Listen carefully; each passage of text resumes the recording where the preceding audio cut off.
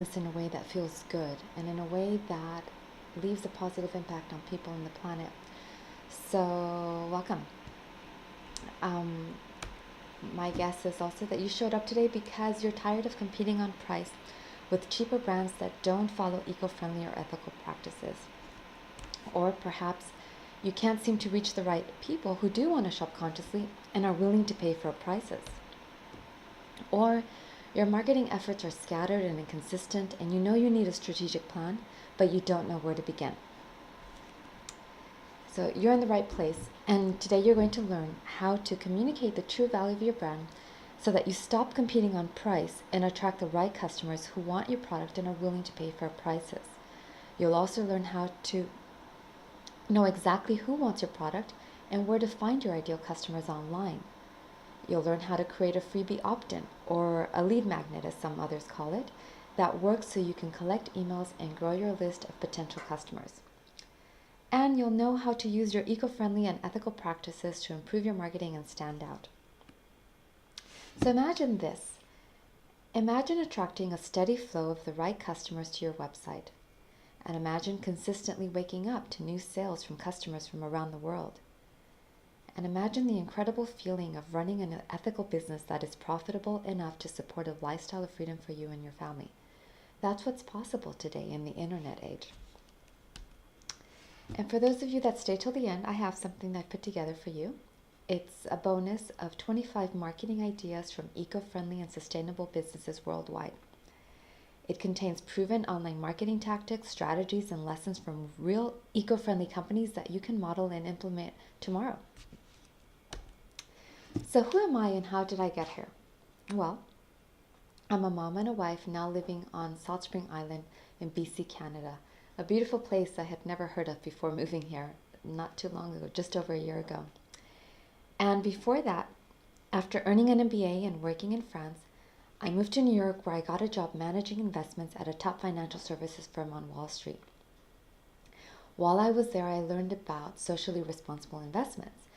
And I really liked these types of stocks and became a bit of an in-house expert on the subject, so much so that I was affectionately called the granola stocks girl. And as you can imagine, that was not a compliment. A lot of the senior guys at the firm used to tease me and say, you're never going to make any money selling the virtue stocks. If you really want to make money, you need to sell the vice stocks. Stocks like tobacco, oil, alcohol, etc. And I knew they had a point to a certain extent, but I was also of the younger generation and I knew something. I knew that the internet had changed things and businesses are now naked. And if they want to do really well, they need to be in shape, because the reality is we can know in a matter of seconds what the practices of a business is behind the scenes. And companies that are doing horrible things aren't faring so well. So I knew things were changing.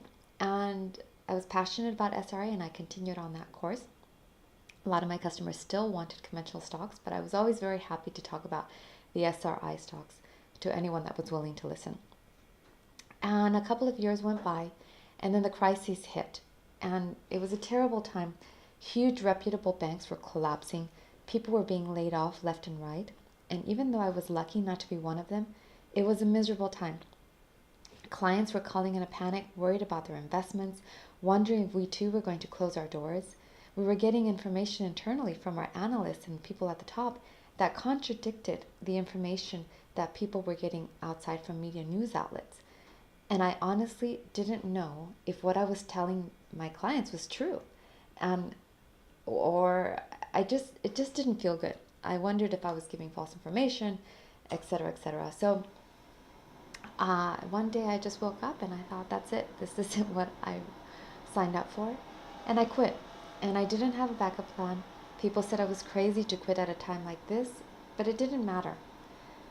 To me, at least. And in that moment, I made a decision and I said to myself that the next thing I did was going to be something that I believed in and made a difference somehow. It was a promise.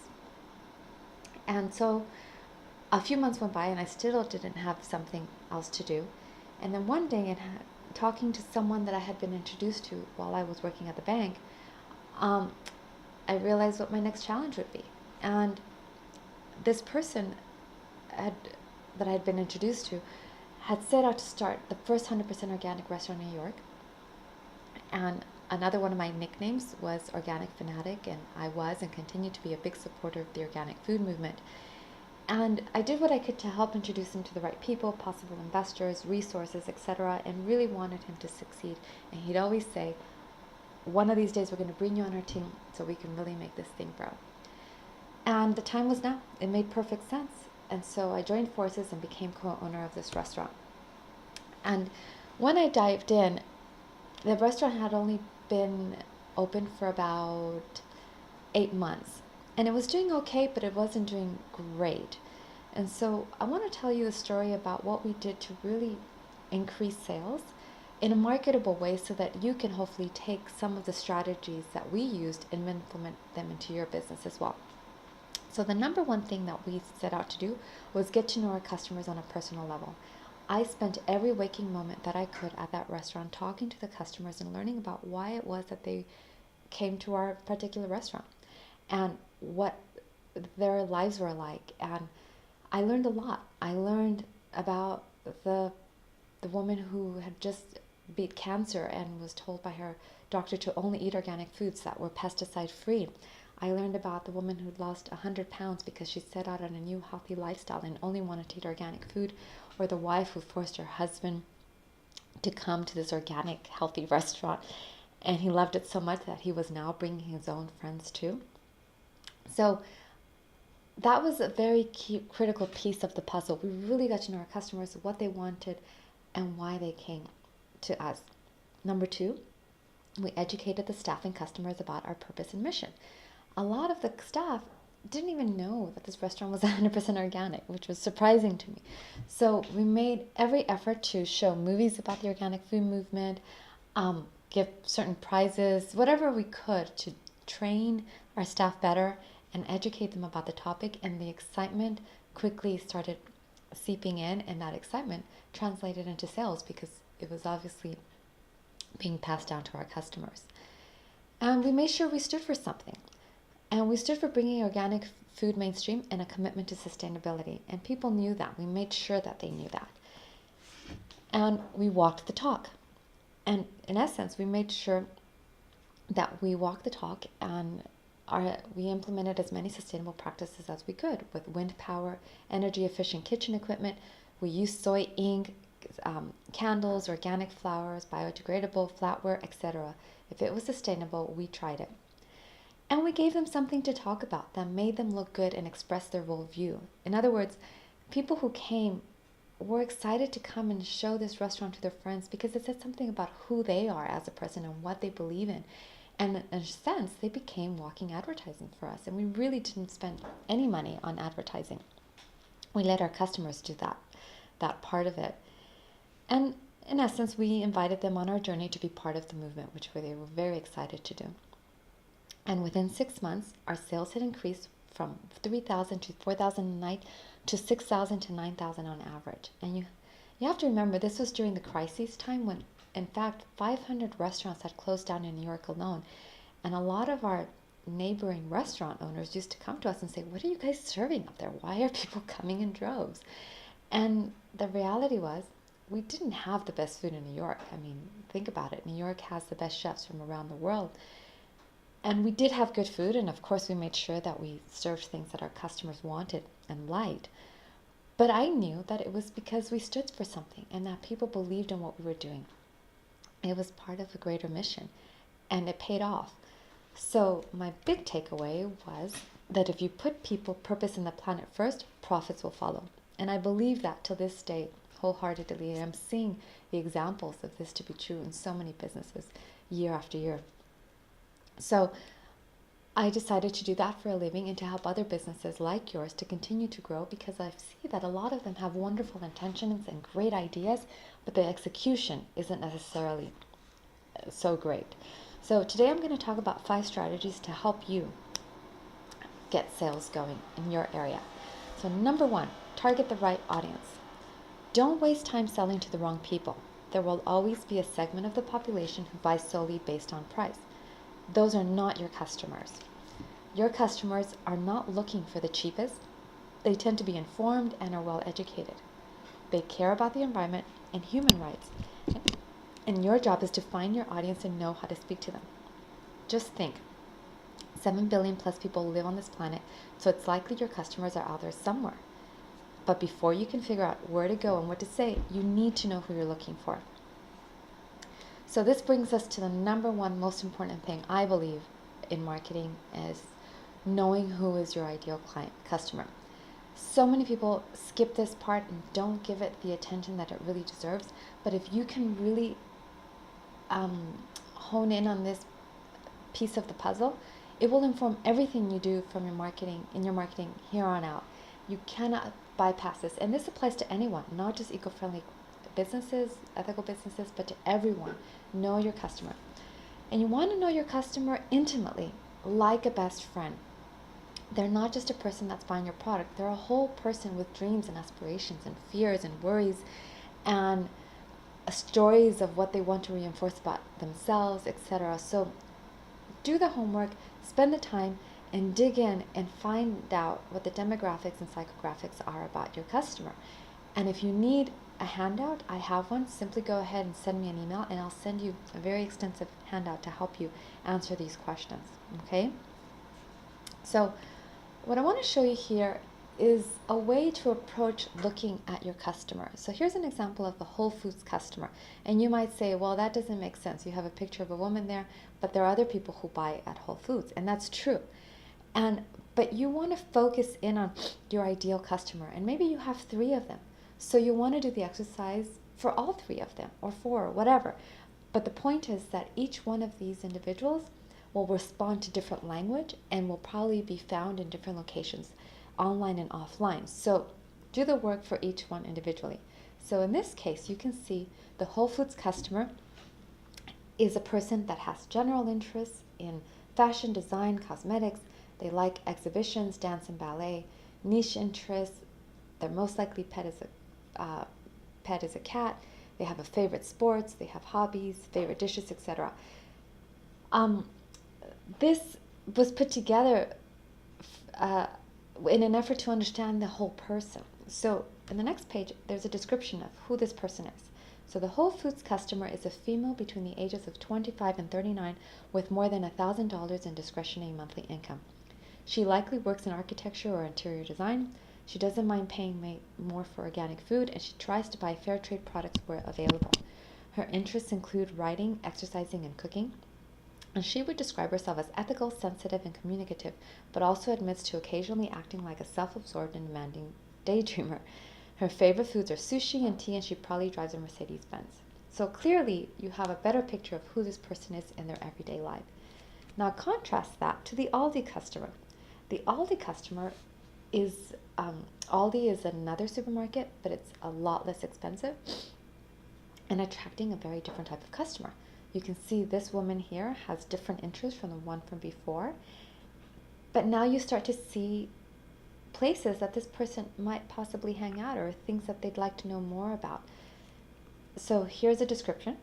By comparison, the typical Aldi customer is a female over the age of 60 with less than $140 in monthly discretionary income. Clearly not a Whole Foods shopper, right? She's a bargain hunter who drives a Kia and prefers private label brands. She's also most likely to stay at home or otherwise works in social services. Her interests include gardening, do-it-yourself, projects, cooking, parenting, and birdwatching, and she would describe herself as a reliable and outgoing but sometimes cantankerous. So you can see clearly this is a different type of shopper from the Whole Foods customer and vice versa. And that's really my message here. I want you to start to see your customer as a human being with interests and habits. And this is the beginning of you getting to know your customer on your journey of trying to interest them in what you have to offer. Another little exercise that might help you is see if you can describe your customer in just a few sentences, just to get an essence and a feel for who they are. So I have 2 examples here that I want to share with you. And for example number 1, this is a jewelry company, and if you close your eyes for just a minute, I'm going to read the description to you. So their customer is a woman. She's confident, likes simplicity in what she wears, and probably has a small tattoo somewhere. So can you see how in just those few sentences, you get a slight sense of who this person is. You probably don't see a woman with a ton of um, fancy, flashy jewelry, big, bright colors, etc. Again, getting a feel for who this person is. So let's look at example number 2 for an eco toy company. Now, if you want to close your eyes again, I'll read that one as well. And the eco toy company's ideal customer is a mom with a calm nature. She wears little to no makeup, makes food from scratch, no microwaves are in the house, and her children go to the Waldorf school. So you see, again, you get a feel for who this is, and it puts you in that right state when you start thinking about what language to use and how to market to them. Okay? So next, I want to talk to you about the subject of not being afraid to polarize. And just as important as knowing who you want to reach is important knowing who you don't want to reach. And I have an example with the Nissan Leaf electric car with the polar bear. And I laugh because I didn't do this on purpose, where I tried to match the title with the polar bear, but it just worked that way. So in this commercial, you may have seen it, Nissan Leaf electric car has a polar bear that is losing its home because it's melting away. And this polar bear sets out in search of a new home, wandering through places that it really doesn't belong in, with skyscrapers and roads and traffic and houses, etc. And this poor polar bear ends up in the backyard of somebody's home. And the person's home has a Nissan Leaf car parked in the driveway. Well, as this man is getting ready to go to work and he steps outside to jump into his car, suddenly the polar bear appears. And as you can imagine, seeing a polar bear pop out in front of you when you're going to work has got to be a really scary sight. But instead, this polar bear gently approaches the man and gives him a big, warm hug. In other words, thanking him for choosing an electric vehicle that is no longer harming the planet. Okay? So I know it's a bit exaggerated, but you get the point. Someone who doesn't believe in climate change will obviously hate this commercial and will never ever buy a Nissan Leaf electric car in their lifetime. But that's okay, because the Nissan Leaf car company knows this, and they don't want these people. They're not going to ever be buyers. What they want to do is to convince or to turn people who are already interested in their car into loyal, raving customers who are going to talk about this car to all of their friends and loved ones. So your goal is to speak directly and only to the customers you want to attract, and to make a segment of people very unhappy. And what's the result? Loyal and raving fans. Okay, so I have a little bit of homework for you. And your action steps, I have 3 of them here, are going to be: number 1, interview 5 to 10 people you believe to be your target audience. Record the exact words they use to talk about the problem they want to solve or desire they want to fulfill. Number 2, answer questions about your customers' demographics and psychographics. And if you want, you can email me for a free handout, as I mentioned earlier. And number 3, I want you to write a description of the customer you don't want and think about what words would push them away. Okay? So strategy number 2, find your customer hangouts online. So now that you know who you're after and what things they're interested in, it's a lot easier to figure out where you might be able to find them. And there are endless places, but I'm going to give you 7 ideas to help you start thinking more strategically about how to go about this. So number 1 is authority blogs. Every industry has authority bloggers that offer several opportunities to connect with your target buyers and make your presence known. You can submit guest posts for publication, run display ads, respond to reader questions in the comments, etc. And some blog directories to help you find the popular blogs in your particular niche are alltop.com and blogcatalog.com. So spend a little time there finding bloggers you think would be good for your particular niche. Another tool is the Facebook tool. So let's say you find out that your customer likes Naja. Naja is a sustainable lingerie company. It's really great. I love it, lingerie. If you don't know about it, I check it out. And so you want to know what else your customer likes. If they like Naja, where else are they hanging out? So you can simply enter in the Facebook tool at the very top pages liked by people who like Naja or anything else. And you see, you get the top choices there, and now you can start to figure out other places where you might be able to get in front of people like him or her. So if we took the Elephant Journal, for example, maybe you can submit a blog post. Maybe you can submit a free offer or a free guide. You don't know. You'd have to do your homework. But the point is, you're starting to fine-tune the places where you want to go. Another great way to get in front of your customers is to form strategic partnerships. And this helps you gain access to new markets. So basically, you want complementary business owners. So let's say you're an eco-friendly swimwear company, and you find an eco-friendly towel company. Well, that's a perfect match. You're not competing with one another.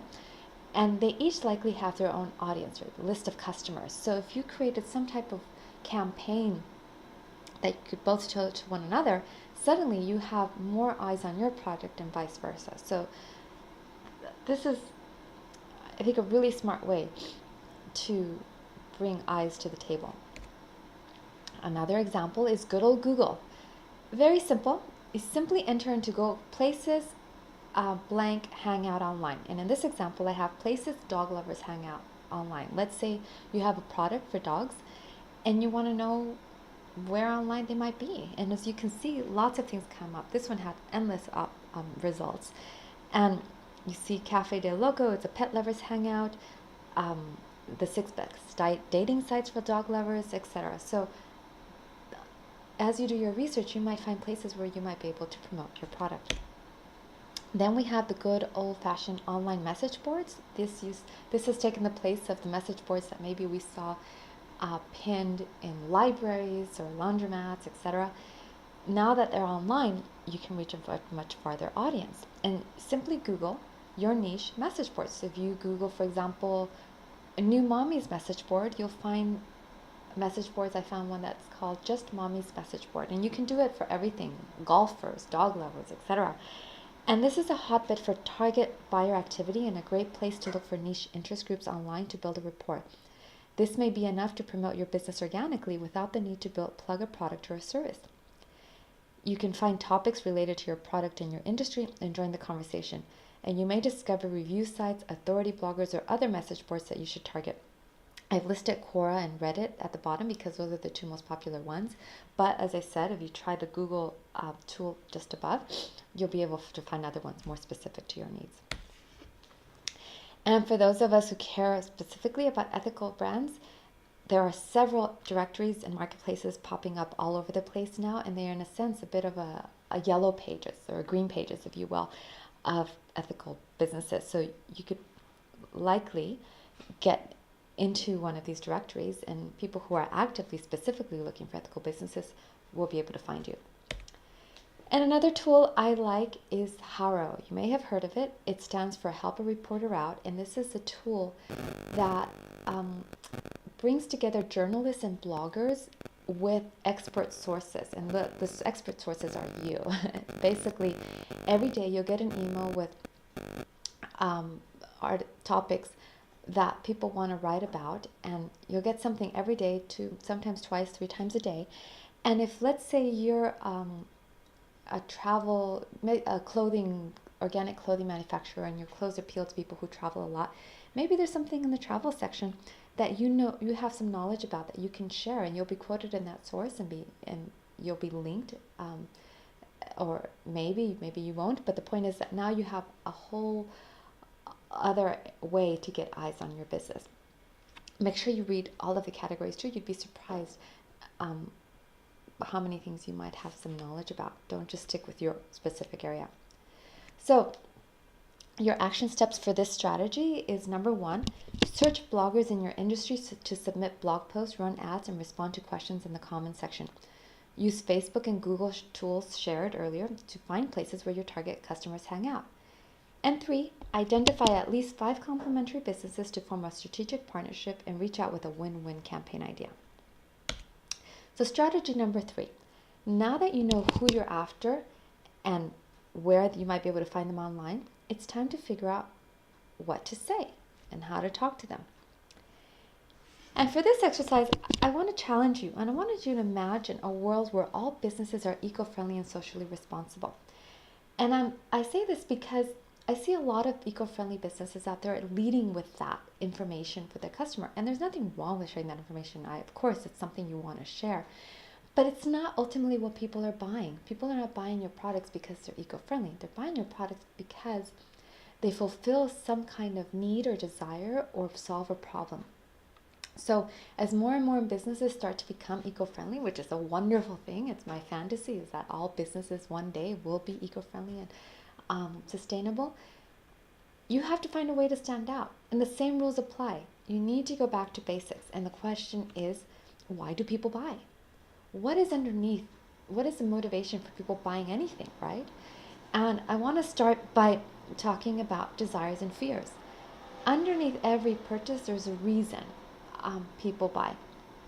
And you don't necessarily have to talk about these reasons, but you want to know what they are. You want to understand them because it'll shape your marketing. So maybe people have a desire to feel important. Maybe they have a desire to make money. Maybe they have a desire to be admired or a desire to be liked. Or they have a fear of feeling insignificant. They have a fear of losing money. They have a fear of being criticized, or they have a fear of not being liked.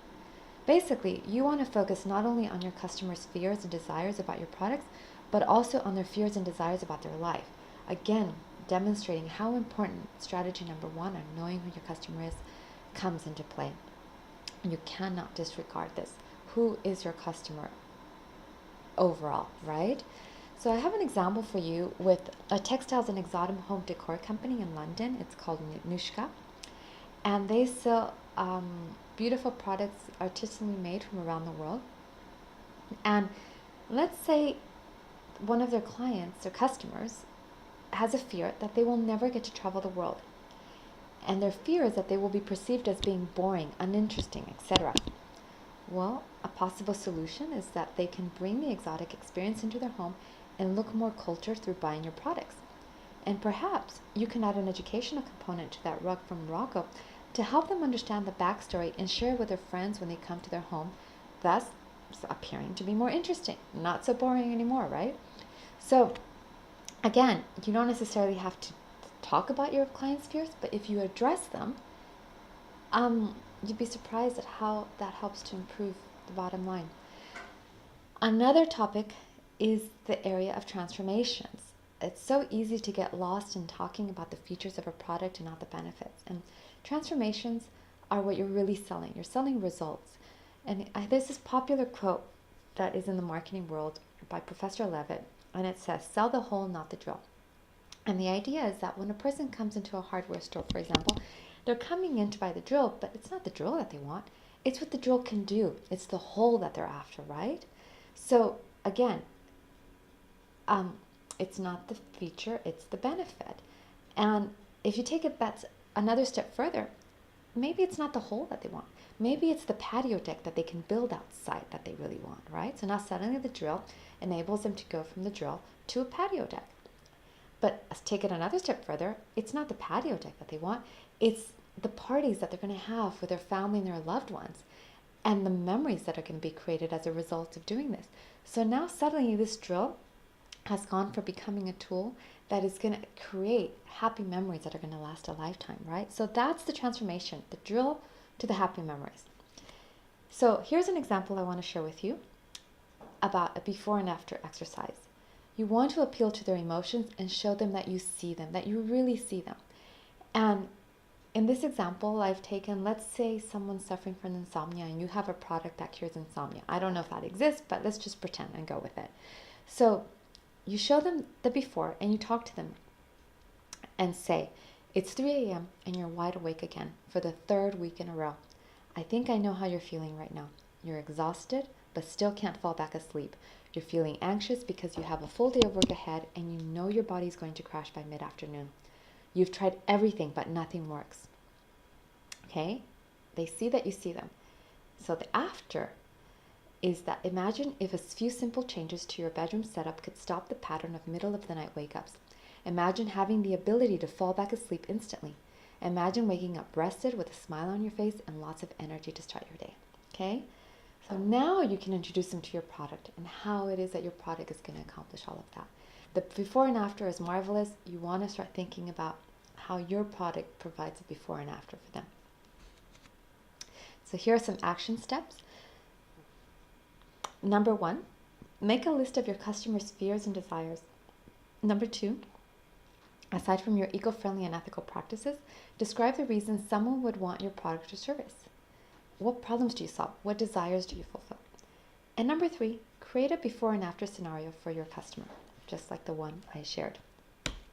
And number 4, now we're ready for getting into your product and the reason that you're here, which is how to highlight your eco-friendly and ethical practices in a way so that they really are the cherry on top. Now that you know who you have, that you're trying to go after, now that you know where to find them, now that you know how to talk to them and what problem you solve and desire you fulfill, now you really want to wow them with your commitment to ethical practices. And you do it through creating trust through transparency. So the customers you want to attract not only want a solution to their problem or desire fulfilled, they also care about how the products were made. Lift the veil. Share your process, sustainable practices, and people behind the scenes. Here's a really good example by Patagonia. Patagonia has a global footprint interactive map on their website. And when you go to that map and you see all the little dots, you can click on the dot and it'll take you to a page of information like this one, where you can see a breakdown of who works there, what goes on there, what sustainable practices they have. And suddenly the person buying the product really has a connection to where the product originated and how things are being done. Full transparency, of course. And so the one at the bottom is from a company in Sri Lanka. They have 81% female workers, 90% male. The language is spoken, what is produced there, the fact that they have, they demonstrate at the top that it's a fair trade certified sewing factory, on and on and on. So this is a great way, if you can do a version of this, that I think could work quite well for you. Naja Lingerie, I mentioned them earlier. They're a sustainable clothing company owned by 2 women. I think one of them is a well-known actress, Gina, I don't want to say the wrong last name. But anyhow, these women have made a commitment to empower women with every purchase. And it hires single moms or female heads of households and pays above market wages with health benefits and provides school lunches and uniforms for kids. And their lingerie is really beautiful. So it's not just what they're offering. They have, the lingerie stands on its own, but they're doing great work as well to support these women in Colombia, which is where the clothing is made. And as you can see, these women are smiling. They're the ones who make your clothes. They don't look like they're under terrible working conditions, and you can feel good about your purchase. Another point is, don't hide the bad news. Your customers don't expect you to be perfect, but they do expect you to be honest. And I have here an example of the SIG eco-friendly aluminum bottles. You may have seen these. And a few years ago, they got into a lot of trouble because they were known as an eco-friendly bottle that was safe from BPA, which is a chemical that is not good for the body. And after selling these bottles, after the fact, a CEO put out a letter revealing that their metal water bottles made prior to, I think it was 2008, had liners with trace amounts of BPA. As you can imagine, people were really upset because they didn't tell them sooner, and even although they knew this information. And they lost people's trust and a huge percentage of the market share. So it doesn't pay to lie. You need to be honest, that you don't have to be perfect. That's what customers want. And just to drive that point a little further, honesty versus 100%, I have an example of a shampoo. For example, if you see the label reads 75% organic ingredients versus 100% pure natural, I would go with 75% organic ingredients every time. 100% pure natural doesn't tell me anything. I don't, natural what? Natural chemicals? It always drives me nuts when I see natural and nothing else, and I think, well, they're just trying to lie to me. I don't like that. I'll never buy. Another example is a clothing company. Maybe you're not 100% organic yet, maybe you're 80%, but you share that information and you say, we're not 100% organic, but we have a goal to be by X date, but we are such and such, or these are the plans that we have. Be honest. People prefer the truth at the end of the day. Another great strategy is to use third-party certifications. Just about every industry has their version of a certification. So if you're in the clothing world, you see here that the Organic Textile Standard is GOTS. That's a great one for organic clothing. The Be Certified, the Fair Trade for coffee and chocolate, child labor free, etc. Find the certification for your industry and work towards applying for it, because it obviously says a lot more about the validity of your brand. And tell your story. Tell your story in a meaningful and marketable way. Share your passion and purpose for starting the business. Why this business? Why not something else? What's something unique that differentiates you? Why sustainable and organic? Share the human side and how it all began. We're selling to humans after all. They want to know what's behind the scenes. It just makes such a difference if you're not just treated like a number. And a great example of a business birth story is the Tom's shoes.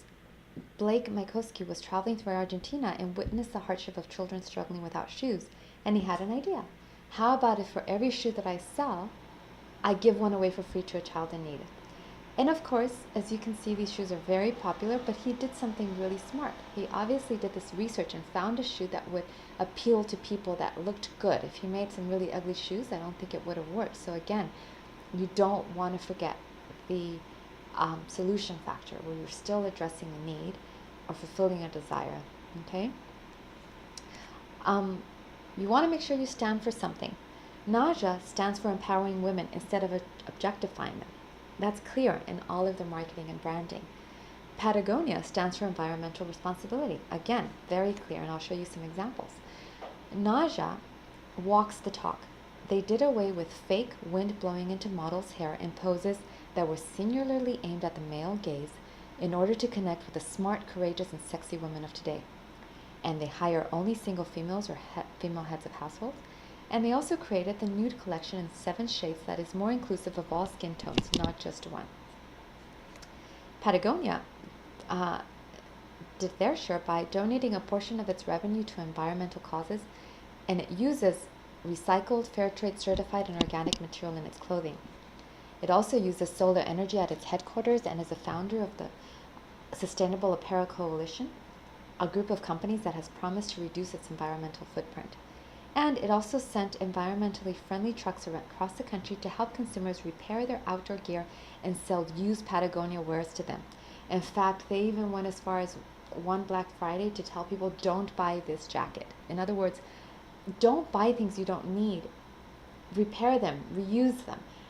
They really do believe in supporting the environment, and they make really excellent quality clothes, which people want to buy. And by having that campaign that I just mentioned, their sales skyrocketed. And the wonderful thing is that 1% of everything they sell always goes back to supporting the environment. Another strategy is to invite your customers on your mission. Similar to what we did at the restaurant, you want to bring them along for the ride. You want to make them feel like this is their business, not just yours, and they're a part of this bigger movement. So Patagonia has a section called Patagonia Ambassadors, and these people are real people that are climbers who share their stories and actually give input on product development based on the experiences they have wearing their clothing. And they share their adventures and their stories, and suddenly they take ownership of the company, and people love to see stories about real people using the products that they also want to buy. Seventh Generation, the eco-friendly household products company, does something as well that's quite effective, and it invites parents to share their real life stories onto their website, which is a fun thing to read. And it's not necessarily always related to their products, but it's still bringing along people to be part of this mission. I want to share an example that I really like, that I think represents what I've been trying to say quite well. If you look on the half where the shoes are, these are shoes that are made in Mexico, and they're doing really well. So clearly they've figured out that the audience that they want to sell to, and it appeals to a certain type of person, maybe someone who wants to stand out and wear something that's comfortable and looks rather unique. And on their own, I'm sure they would do quite well. But the cherry on top is that you get this story to tell that makes you look good if you buy these shoes. And so the woman at the right is the founder. She's a 25-year-old girl from Mexico who decided to make shoes made from recycled plastic bottles. And she also decided that she was going to use the embroidery from the indigenous artists from around her country. And they do the embroidery themselves, and it's their embroidery that she uses. And she makes sure that they're paid very fairly for their work and they're treated with the utmost respect. That's very important for her. And the money that she makes, she gives a percentage back to replanting trees and to supporting workers by setting up a factory in the lowest income part of the country so that the shoes are actually manufactured and helping support the community and boost jobs. And her message is that she wants people to understand how important it is not to waste and to reuse items. In other words, she says people need to understand that you can't just use things and throw them away. They can be reused just like the plastic bottles.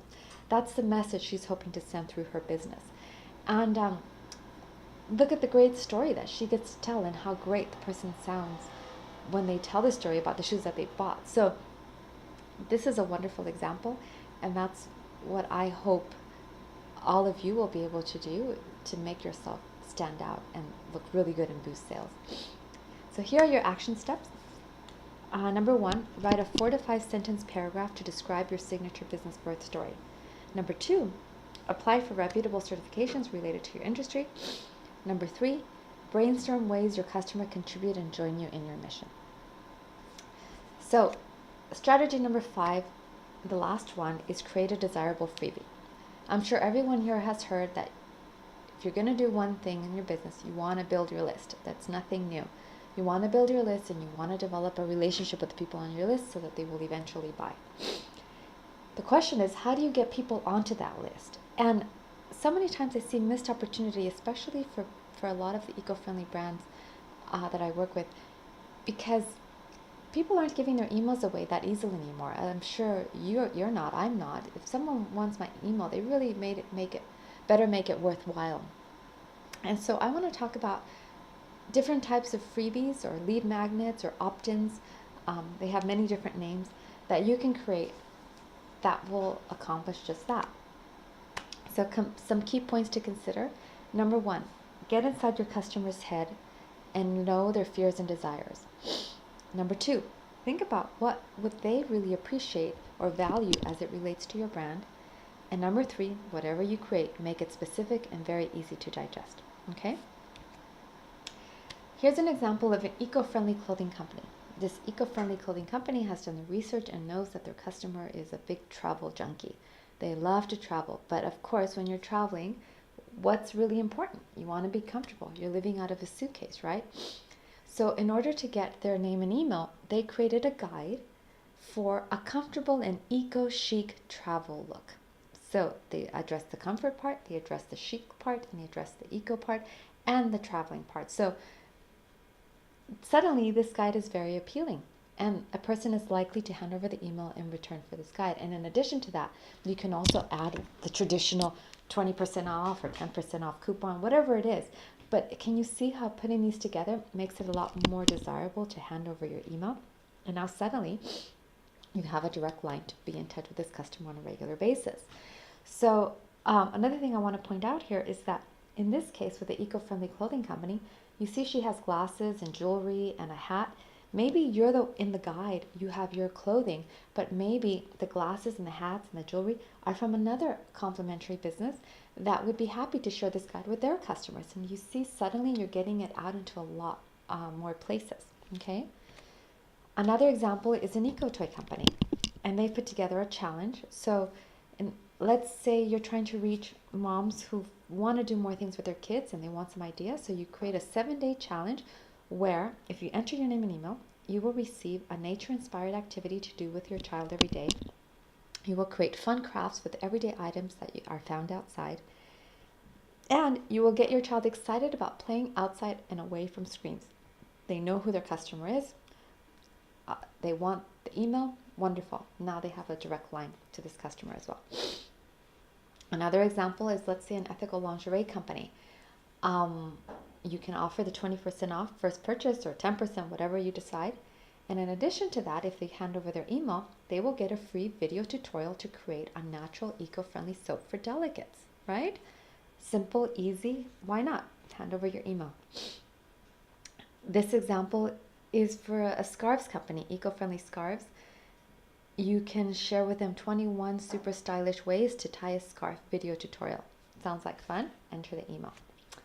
So those are just some ideas. You'd have to spend some time to figure out what works for your customer. But now you got their email. Now what? Continue to give more value so you can build a trusted connection with your customer who will want to buy again and again. Remember, people don't usually buy on the first try. You want to continue to nurture that relationship and show them that you understand them, that you see them. And even though these are product-based companies, you can still do that with them as well.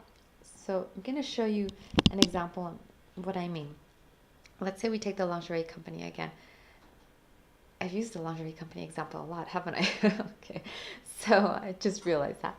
But think about what are topics someone who buys lingerie might care about. Maybe green smoothie recipes for someone who watches her figure. Maybe a guide on how to take beautiful boudoir photos. Maybe timeline on the history of lingerie. Maybe you offer a series that celebrates remarkable women of the past, or tips on how to create a romantic setting in the bedroom. Again, a great opportunity to partner with complementary businesses for a win-win situation. I wanted to share the Naja example that I got because Naja did a really great thing a while back. They created a Wonder Woman series where, because they stand for empowering women, every week we received a new woman to focus on with a wonderful story about who they are and what they've done. And so in this example, they've highlighted Elaine de Kooning, which for any of you art buffs know that she was married to Willem de Kooning, a famous painter. And she was often not as well known. People used to say that she used to paint in his shadow, but she used to say, I don't paint in his shadow. I actually paint in his light, which was, I thought, pretty awesome. And she was pretty powerful in her own right. So there's an entire story, and you can read more section on who she is and what she did. And then they share the pictures of the lingerie that they want you to buy. But every week, I looked forward to reading the next Wonder Woman series. And they did a great job of choosing fascinating women that were interesting to their customer base. So that's that. I have some final action steps for you. Number 1, brainstorm topics your customer might appreciate as they relate to your product. Number 2, create a desirable opt-in freebie. And number 3, share your freebie at every opportunity to grow your list. Your website homepage, your blog post, your About Me page, your exit pop-up, Facebook and LinkedIn groups, authority bloggers as a free gift to audience, your email signature, your tab on Facebook page, etc. The options are limitless. You want to share, and get those emails. So that's the end of the presentation. What do you think? I hope you got some ideas that you feel that you can implement and start working on right away and give you a new way to approach how you market for your business. The sky's the limit. And I'd like to introduce to you my Integrity Marketing Plan program, which is a 1-month intensive. And what do I mean by integrity marketing? Integrity marketing is marketing of today. The marketing of the past, salesy, gimmicky, icky, doesn't work. You know that. As soon as someone tries to sell you something in a way that doesn't feel honest, you reject it. And again, customers are a lot more savvy nowadays. Integrity marketing, if it has to be honest, it has to provide value, it has to be helpful, respectful, empathetic, transparent. It must feel good. It builds trust. It's ethical. It's service-based. It's effortless and fun.